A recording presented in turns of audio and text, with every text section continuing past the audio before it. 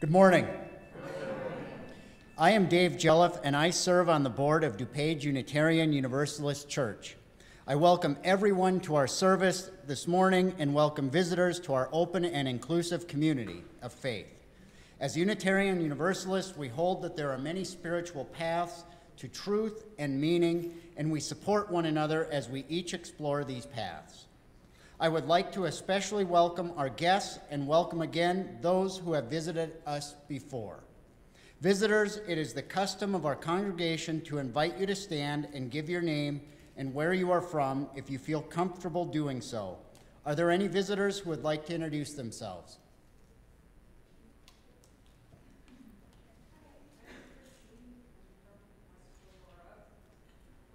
Welcome.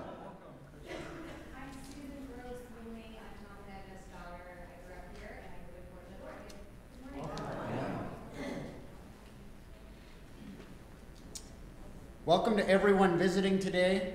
Please join us after the service for coffee hour. We would love to have a chance to get to know you better. Our minister, Reverend Tom Capo, our congregational life coordinator, Mary Law, and all of our members are eager to meet you. Please feel free to approach anyone with a green cup with any questions you might have. Our service can be heard outside the glass doors at the back of the sanctuary should anyone feel the need to leave the service for any reason. There are chairs provided for your convenience. And as we begin our service, please silence all electronic devices. Thank you.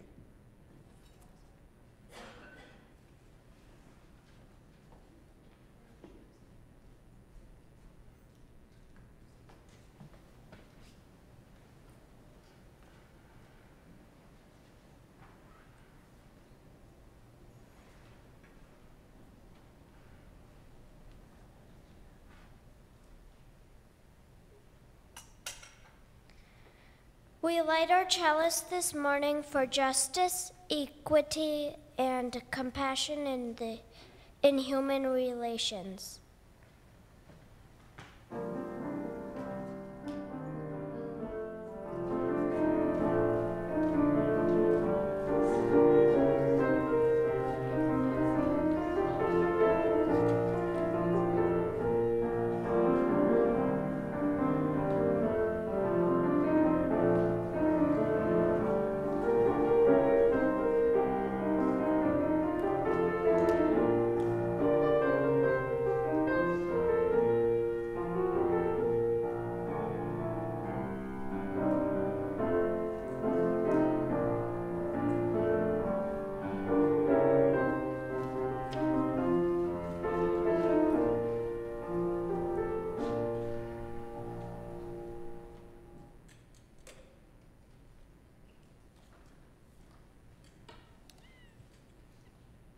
Good morning. I'm Caroline Bailey, member here at DuPage Unitarian Universalist Church.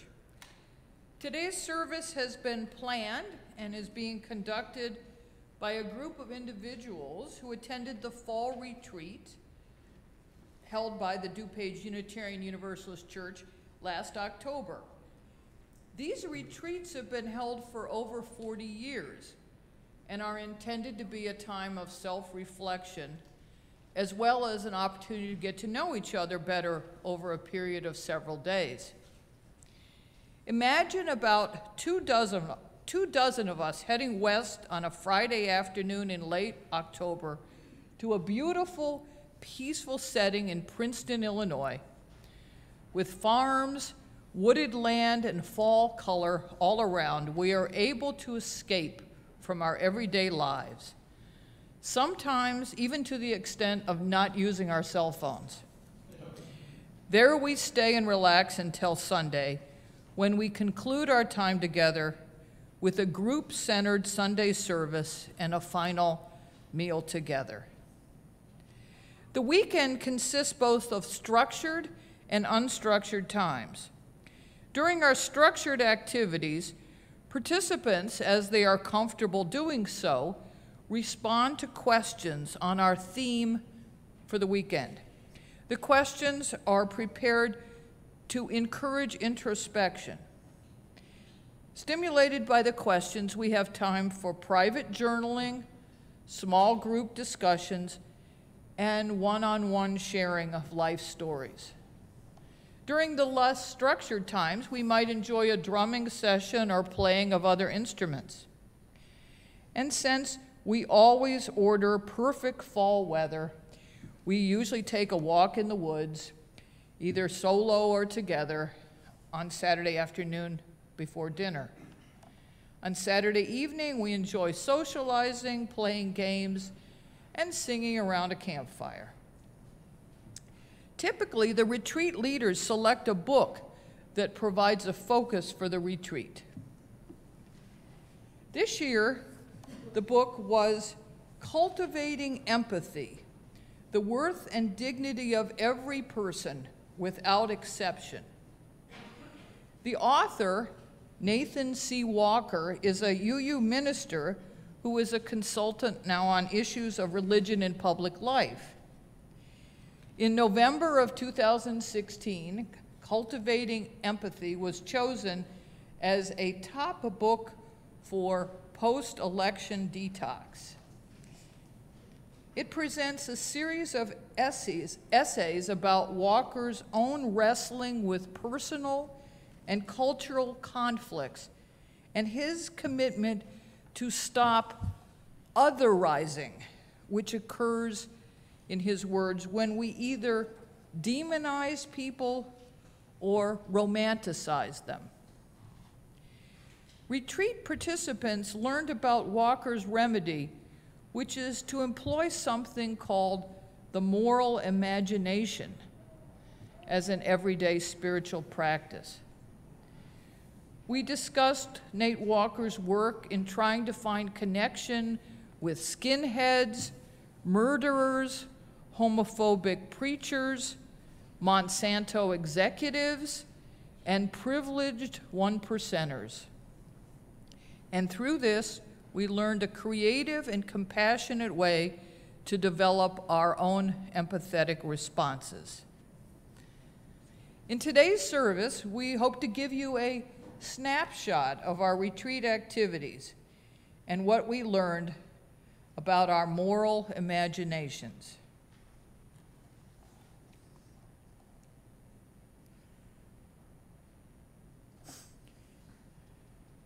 In studying empathy over our weekend retreat, we were reminded over and over about this truth.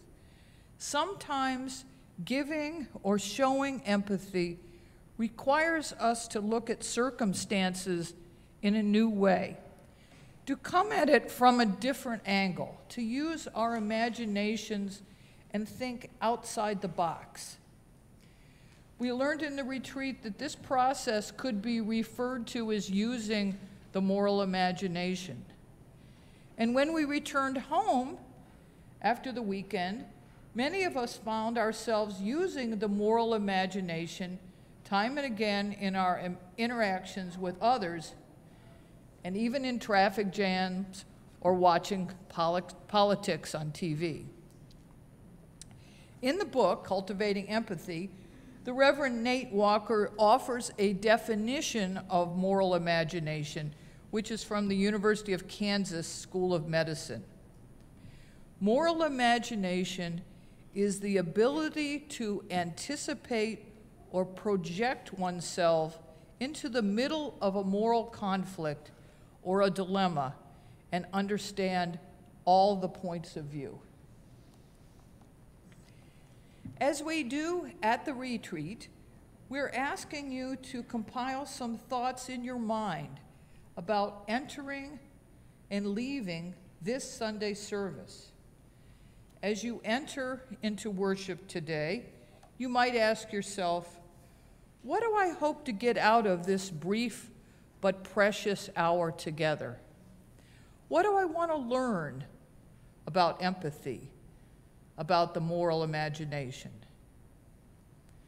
And as you leave, we hope you will be able to identify some new insights about yourself, perhaps some new goals for using the moral imagination and evoking empathy, perhaps some meaning, words, thoughts, or feelings you might have learned from Reverend Nate Walker or our retreat participants today.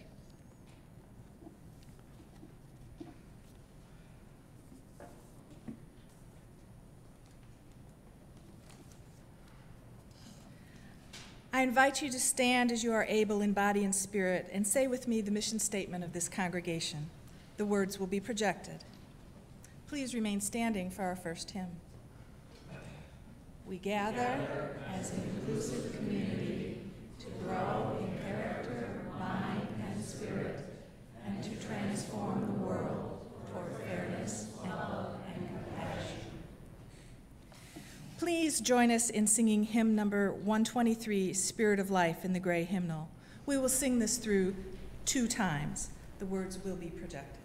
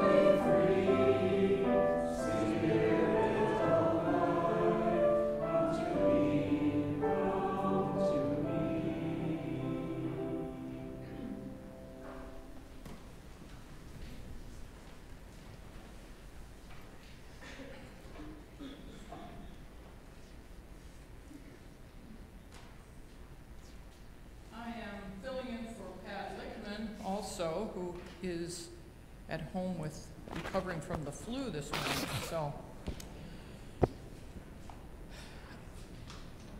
Reverend Nate Walker shared the following words with his congregation in Philadelphia one Sunday. We, as one strong body, are required to lead by being. When we feel the impulse to be the interrogator, we must choose to be the generator of visions larger than ourselves. When we feel the impulse to be enraged, we must accept the invitation to be empathetic and no longer make people the object of our aggression.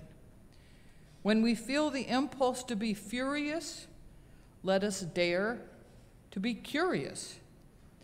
When we feel the impulse to be righteous, let us transform our soapbox into a music box. Let us dare to be powerfully playful. And then, after he delivered this Sunday sermon, Tuesday rolled around, and here's what happened to the Reverend Nate Walker and a lady wearing pearls.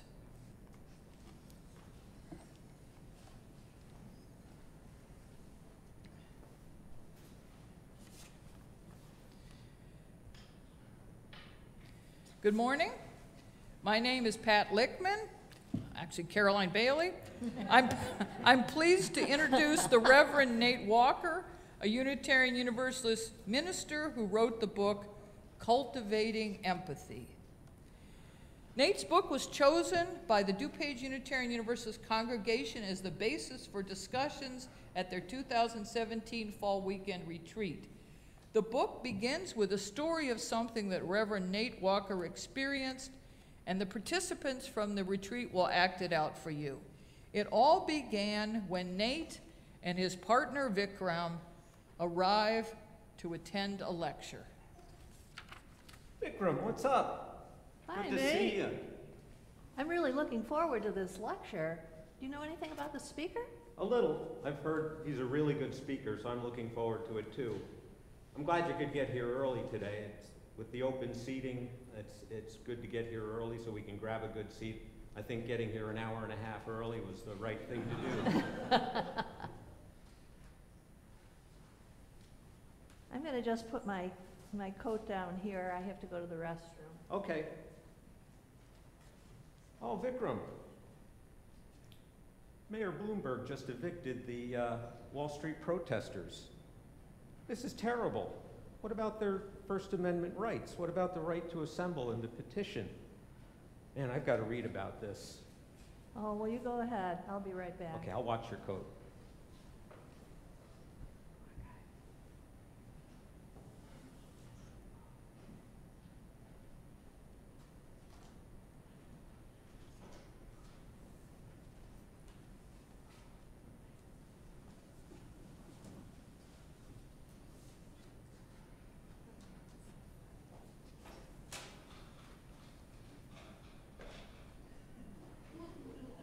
Oh, I'm sorry, that seat's taken. My partner just went to the restroom. He'll be back any minute now. Excuse me? That seat's already taken. My partner and I got here an hour and a half early. We came all the way from Philadelphia. Look. He'll be back any minute. We sponsored this event. Oh, you're the 1%. I've been wanting to meet you. Tell me, do you own these seats or do you own the whole theater?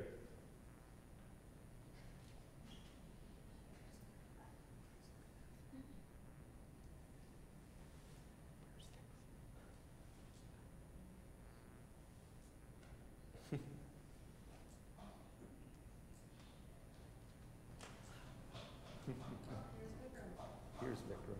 Look, here's Vikram now.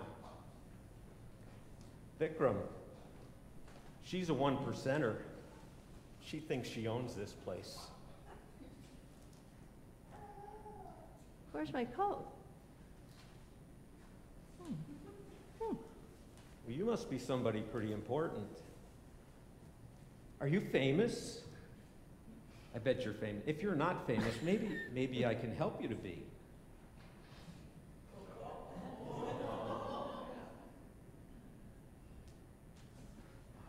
That's good. I think people should know how you perform in the public square. I think I'm going to entitle this photo Entitlement.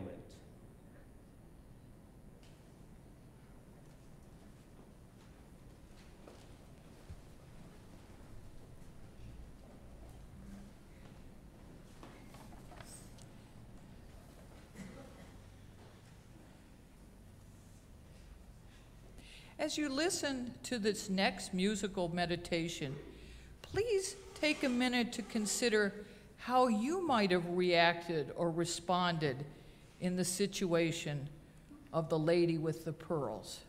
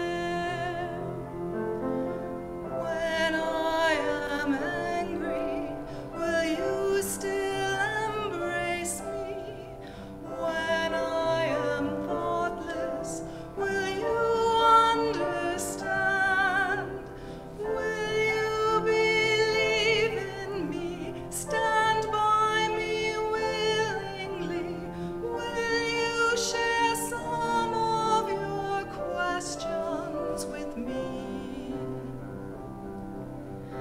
If you will show me acceptance, then I may learn to give as you do. Then I may learn to give. When I am troubled, will you listen to me? When I am lonely, will you be my friend? Will you be there for me? Comfort me tenderly. Will you share some of your feelings with me? If you will show me commitment, then I may learn to love as you do. Then I may learn to love.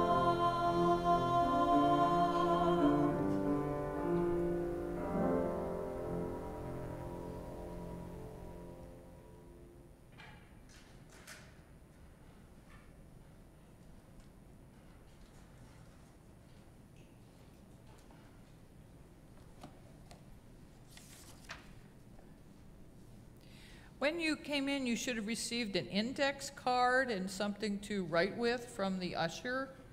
Everybody get one of those? If not, please raise your hand and the ushers will bring one to you. We're now going to ask you to engage in a little activity that's a mini version of what we do at the adult retreat. We have a format. The retreat leaders develop questions about the topic, and the participants have a time to write up their reflections and then share them in a small group discussion. So here's our mini version. Reflect on the story that Nate Walker tells about his encounter with a lady at the lecture. Use your moral imagination to create a different trajectory to this story. What else might Nate have done? We'd like you now to take about 3 minutes to reflect and write down on your index card how you might have responded to the lady with the pearls. What alternatives might you suggest to Nate's behavior? Be creative. Think outside the box. Use your moral imagination. So please take a minute and think and jot a few things down.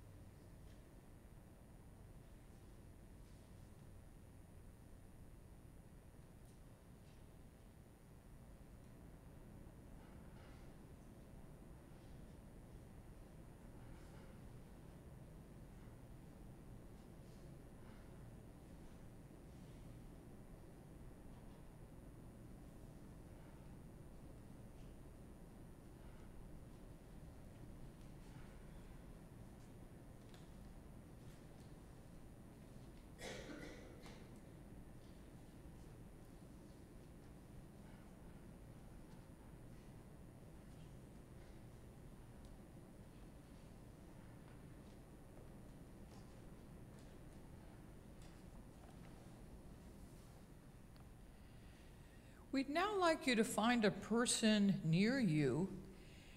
Take the ideas, whatever you've thought about or written on your card, and share them with a person near you. You'll have about 5 minutes for this sharing.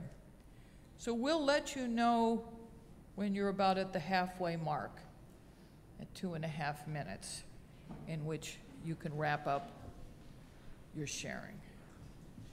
So if you could find a person near you that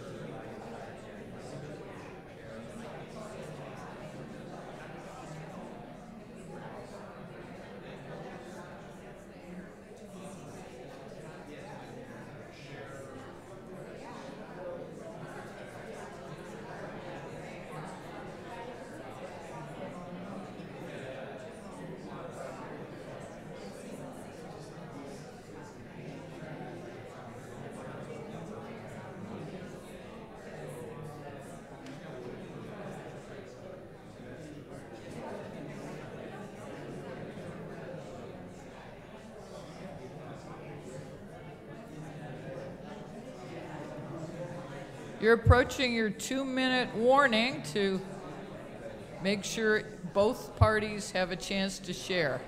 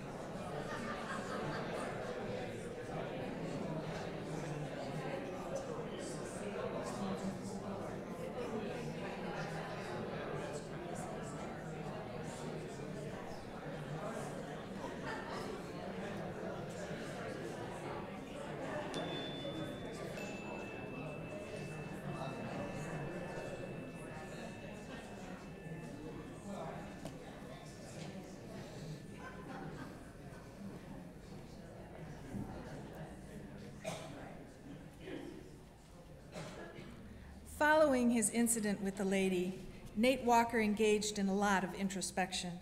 He went back to his Sunday sermon where he had spelled out how he would like to treat others and how he would like his congregation to get along in the greater world. In his book, Walker says, "Here is another passage from the words I shared during that worship service. It is humbling to know that I composed these words on a Sunday only to fail to embody them 2 days later." He goes on to ask some important questions like, what does justice making look like, feel like when we receive hostile communication? Are we hostile in return? Or is something else required of us? Walker says, what we choose to do is a reflection of who we believe ourselves to be. It all depends on our beliefs about power. He says, I once believed that it was powerful to condemn wrongdoers. I believed it right to tear down another's unexamined assumptions and to vaporize those whose presence were not worthy of my attention.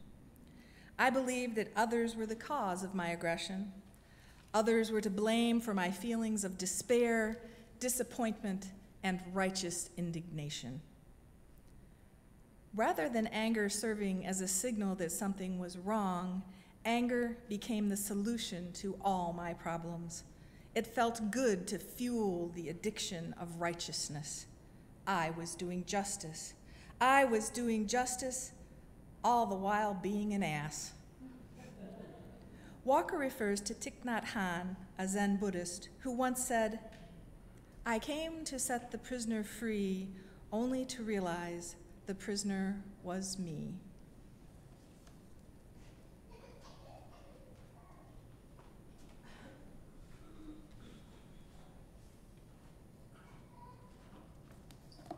Walker goes on to say, we also emotionally intuit that there is something deeper, and we long for a new way of being. I believe the something is the moral imagination. It is compassion in action. It is leading by being kind and empathetic. It is a vision for using conflicts as opportunities for intimacy and mutual understanding. When anger becomes a solution, even our only solution, then our compass is pulled away from true north, and we become lost and confused. To find our way home, we must tend to our anger. Thich Nhat Hanh teaches that when your house is on fire, we must first extinguish the flames, not chase after those we perceive to be the arsonists. Nate Walker takes a critical look at Unitarian Universalist congregations and comments on the sometimes superior stance that might be taken by some, and he calls this liberal fundamentalism. He reminds us that perhaps, as a group, we might not always be right. He reminds us to use our imagination as we try to really walk in the shoes of another person or group. Here's what he says about that. When religious communities are deeply rooted in a culture of the moral imagination, then the world is better off. We can be people of such a religion, making religion truly liberating, behaving in ways that build one another up rather than tear down. We can do this by grounding our religious identity in everyday practices that invite us into a new way of being. We are reminded of the support provided by our DUUC community, where we are able to express and ponder upon happenings in our lives, not to criticize, but to process together.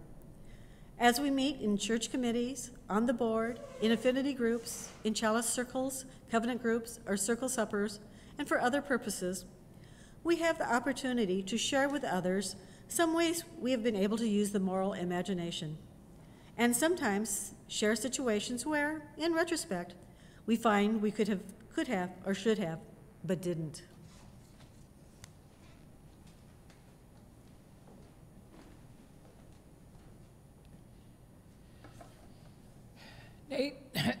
Nate Walker writes, each time we gather, someone among us will have the courage to cast a vision, and we will collectively ask whether such a vision is idealistic or realistic. And a few days later, that same person will offer a confession and say, I totally blew it. We will respond by saying, that's what Tuesdays are for, to test our ideals. This is when we reach out a hand, offer a seat, suggest pressing delete. In that moment, a new game begins. We try again. Sometimes we win, and many times we fail. With each round, we are given a chance to return home.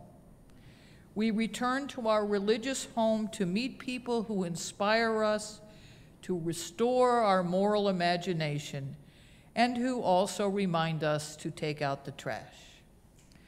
When we blow it on a Tuesday, we may find refuge on a Sunday in a liberating religious tradition that both nurtures us and challenges us to be our best selves. We may find refuge in putting down the torches and choosing not to storm the castle.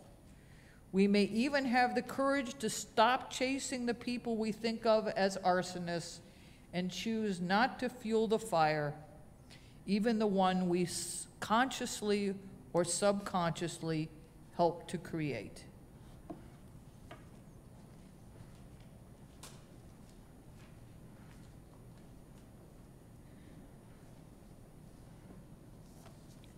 Now you are invited to a moment of quiet reflection. How do you, as an individual, use the moral imagination to practice empathy? On a larger scale, how can we, as a religious community, practice empathy in our justice seeking? These are questions we brainstormed answers to at our retreat. Please join me in this loving kindness meditation. Settle into your chair, feet touching the ground, eyes gently closed. Begin with yourself. Take a few deep breaths to clear your mind. Then slowly, silently recite the following words inwardly, focusing on your own well-being. May I be filled with loving kindness. May I be safe from inner and outer dangers. May I be well in body and mind. May I be at ease and happy. Now choose a beloved person in your life and slowly recite these words while thinking carefully of the person. May you be filled with loving kindness. May you be safe from inner and outer dangers. May you be well in body and mind. May you be at ease and happy. Next, expand your circle of compassion. Send the energy of loving kindness out to more distant groups. May all be safe, happy, healthy, and free from suffering. Now we offer these words of encouragement from Alex Els that speak to what we want to be. Show up for people. Offer what you can. Be unselfish. Love people when they need it, even if you feel they don't deserve it. Be a healer. Be kind. Show up for people, because when you're hurting, you'll want someone to show up for you. Today's offering will be taken for the support and work of our beloved church community. Please give generously.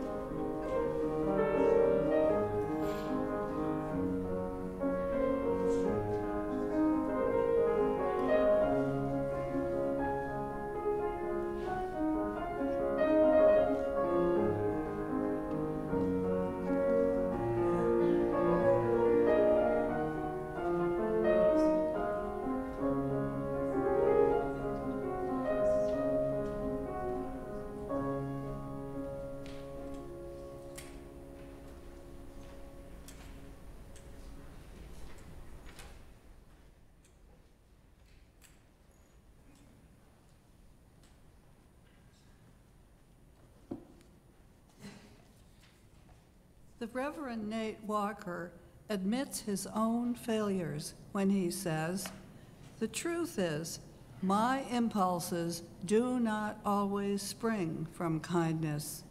I feel sad and a bit embarrassed to admit it, but it is true.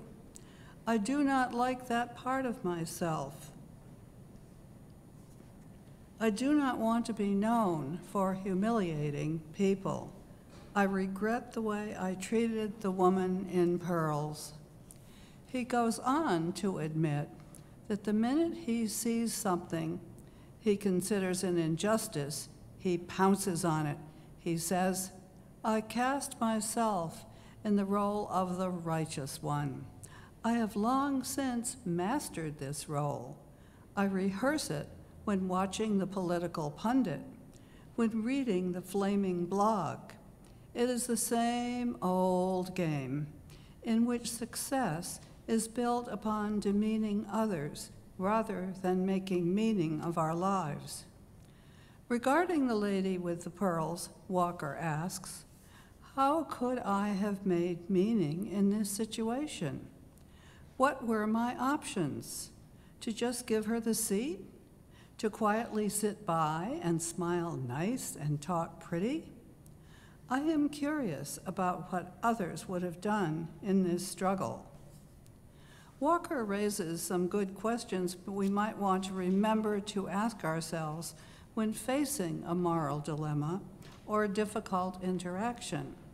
Listen and consider whether you might want to ask these questions of yourself. Why am I behaving in these ways? When and where did I learn these patterns? Why did I react in this way? And would others have done the same? What was it about that person's language or behavior that had so much power over me? What was keeping me from cultivating empathy for those I held in contempt? Was it my pride? Was it my fierce need to be right? At what cost? The cost of eroding the humanity of another while diminishing my own. Walker says he has learned that the antidote to this circle of suffering was to begin a daily, lifelong experiment with the moral imagination. To experiment meant trying and trying again, aware that in some instances, we succeed in being moral, and in others, we fail.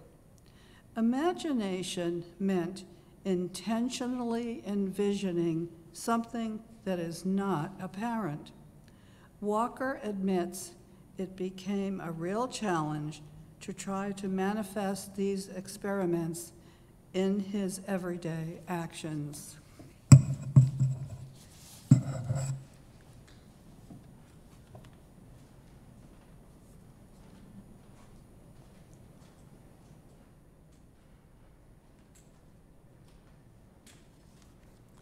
As we near the close of our service, the retreat group leaves you with the following words from the Reverend Nate Walker.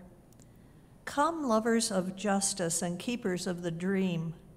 Come, justified tyrants and suppressors of screams.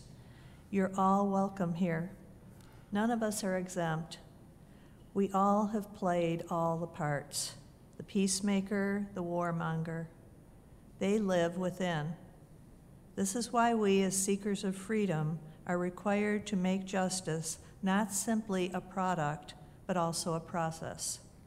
Just actions are the means by which to achieve a just society. When we observe oppression, let us develop strategies that free not only the oppressed, but also the oppressor. Let us remember that those who use their power to deny freedom to others are also imprisoned and are also worthy of care.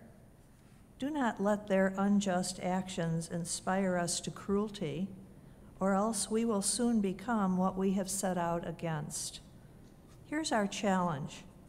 let us take up the miseducation of justice-making by stripping our minds of the idea that equity can be manifested through condemnation, through humiliation, through shame and blame, and through righteous vindication. No, justice-making begins by marrying a just thought to insightful words, inviting us to collective action by daring to free both the oppressed and the oppressor, for we know what it is like to be both. In conclusion, Walker says, "Stand we must, stand strong and bold, but let us choose a new way to balance the scales. Rather than shoving our foot on our oppressor's neck, let us instead reach out a hand, offer a seat, and show them and even ourselves a new way of justice-making by collectively experimenting with the moral imagination." Please stand as you are able in body or in spirit and join us in singing one of the hymns we typically use at the retreats. In addition to the earlier hymn, Spirit of Life, we almost always sing "Come Sing a Song with Me," which is hymn number 346 in the gray hymnal. The words will also be projected to your left. And please remain up for the benediction.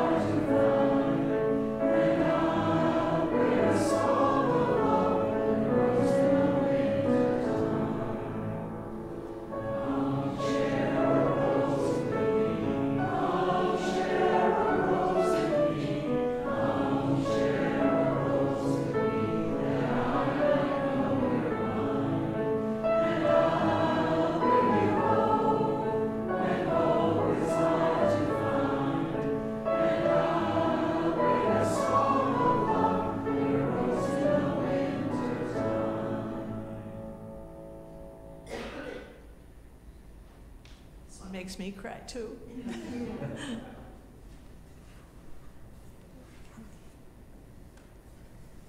The benediction we are about to hear is used at the end of the Sunday service at the fall retreat.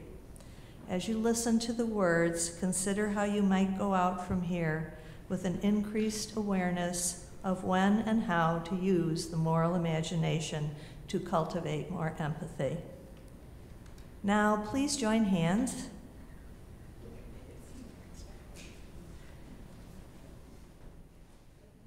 Or keep your arms around people. Don't let go. Right.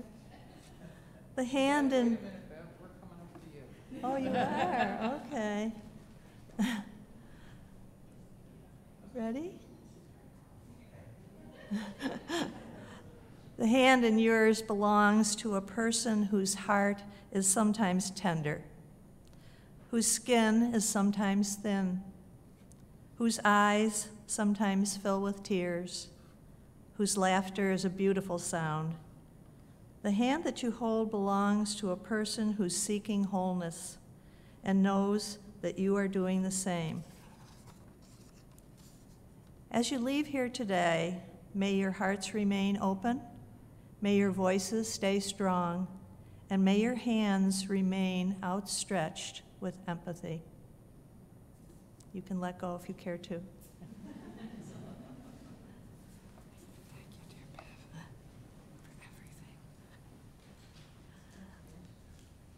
You might want to mark your calendars too if you were impressed at all with the date for the next retreat. The next adult retreat is October 19th to 21st, 2018. And we always do order good weather. Sometimes we get it. Usually we do. Now I invite you to greet those around you, especially those people you don't know very well.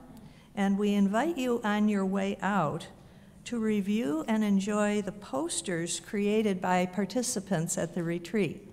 Those are in the hallway on your way out to Creeves Hall. So take a look at what the people from the retreat created.